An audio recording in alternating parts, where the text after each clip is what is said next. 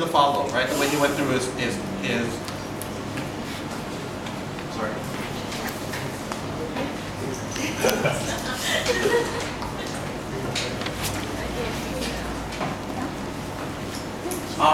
Some of the improvements that we would recommend is that we felt that his example of Shell not being forced to eradicate AIDS was a bit too extreme, but instead he should have maybe said that Shell being forced to clean up their oil spills in the Niger Delta was the better example to give, right? It's an actual example. Nobody's forcing Shell to give out AIDS vaccines, right? But people are trying to force Shell to clean up their environmental oil spill, the environmental damage from oil spills that are happening within the Niger Delta. We thought that, especially within the PM speech, there needed to be a better delineation of why CSR is separate from the profit motive, right? And characterize the CSR more vis-a-vis profits, right? And how CSR and its role versus profit and its role. I know this is not the debate that they had, but it would have made the debate a lot cleaner if they had just said that, look, corporations should just be focused on profits. We think that no corporation should be doing CSR.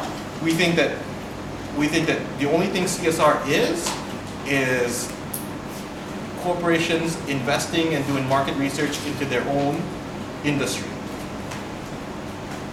Right? And that by expanding and giving more jobs and doing all those things is the best way for corporations to do this. That would have made the debate a lot cleaner for them to argue and cleaner for us to understand.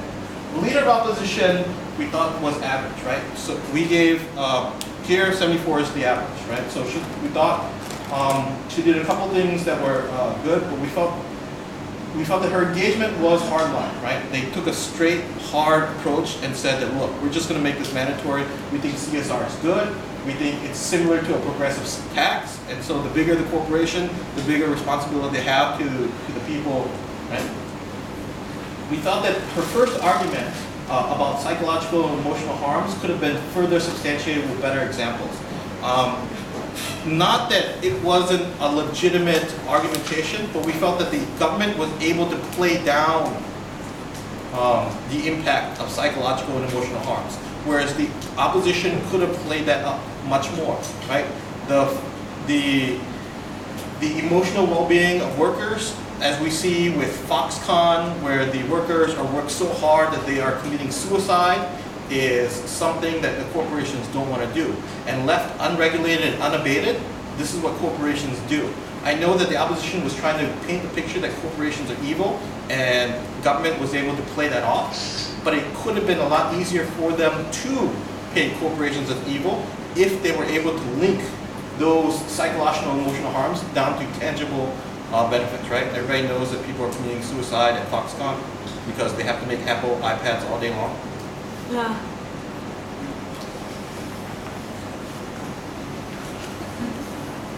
Right. Next slide.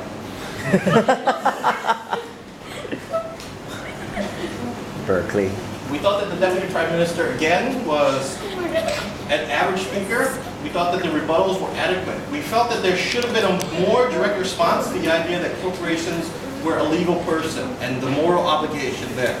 And in another debate, had the opposition taken a much harder stance on why, if we consider corporations as legal persons, then they also, as legal persons, have a moral obligation or even a social obligation, and taken that line of justification, that argument could have been a lot stronger. But in fact, the DLO took a different line and didn't necessarily push that as much as they could have. We felt that there was good analysis on the current harm that was already being done by laws and regulations, and I think it was easy for the government team to just say, laws are going to do this because the opposition, though kept giving us examples, really didn't talk about why laws were not necessarily going to be adequate, right? And a pure pursuit of corporate profits allows for better CSR. We thought that the argumentation was a further analysis of what the PM had talked to us about why the profit motive would be a better end all into giving benefits to the people. It could have been a better argument had it been delineated on different grounds, but we felt that enough substantiation was given to us to still give her a 74. The deputy leader of opposition, slightly above average, 75. Laws create bare minimums. CSR goes beyond the bare minimum, right? We thought that was a good line to take, right? And so this is why the rebuttal to why laws are already enough could have been further substantiated, right? And talking about how if countries and corporations always look at the bare minimum, then they're never going to move beyond that. Government roads. This was a feasibility argument that ultimately went nowhere. The proposition teams that said that corporations weren't necessarily specialized in building roads. The opposition teams said governments build roads, but corporations can do the same. Basically, they hire other people to do it. This was a feasibility question that ultimately, for us, went nowhere. But we thought the response showed good engagement, lacked coherent, principled reason as to why CSR should be a duty. And this is where there were both lines from the LO and the DLO were good lines, but nobody really solidified any of them. What do I mean? The idea that corporations are legal people, for us, was a good start, but didn't have a finish, right? With the idea of there are emotional, psychological harms caused to the workers by corporations, ultimately didn't go anywhere for us.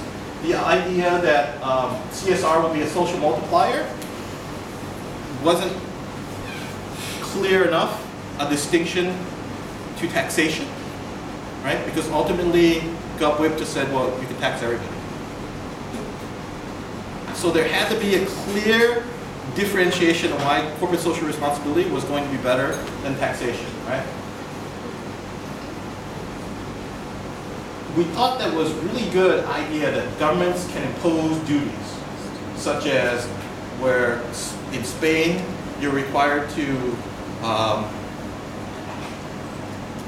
Organ donate. Organ donate, and the other 500 countries don't.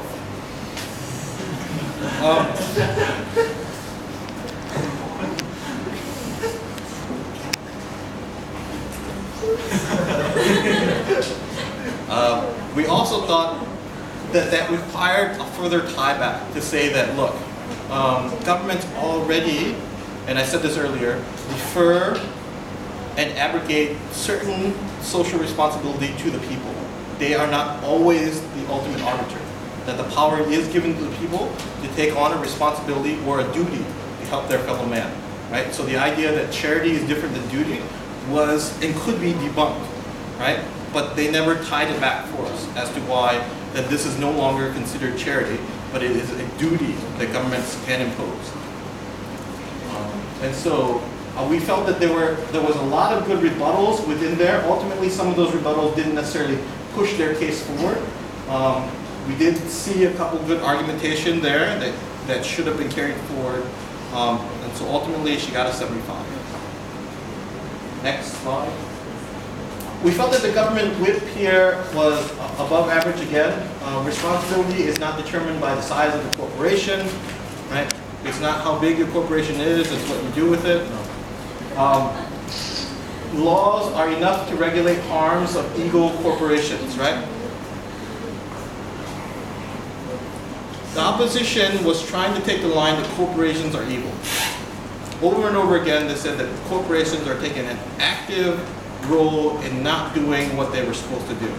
And I think it was easier for the government to say that corporations aren't evil if the opposition had only said that corporations are only, and stuck with the line that corporations are only doing the bare minimum, right? And that when corporations do more, right?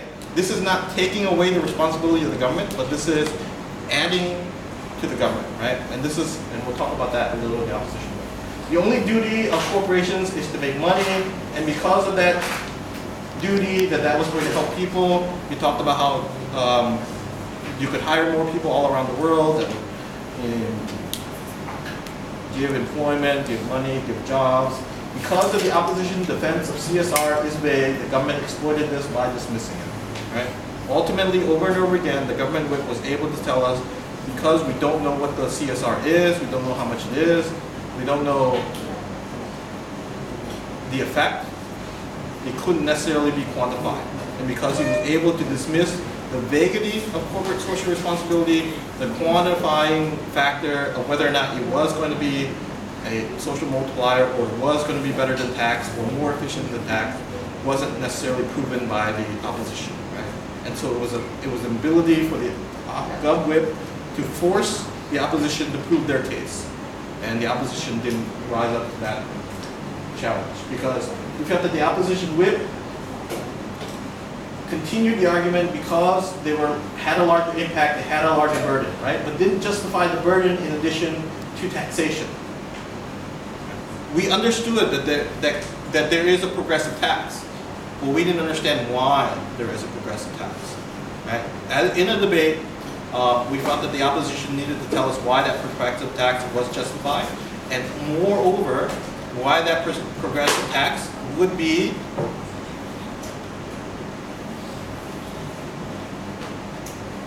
not enough to warrant a corporate social responsibility mandate. Right? Why CSR is better than taxation, the practical reasons, right? And again, the good example about military service is an additional burden, but didn't link it back to the taxation. Any questions?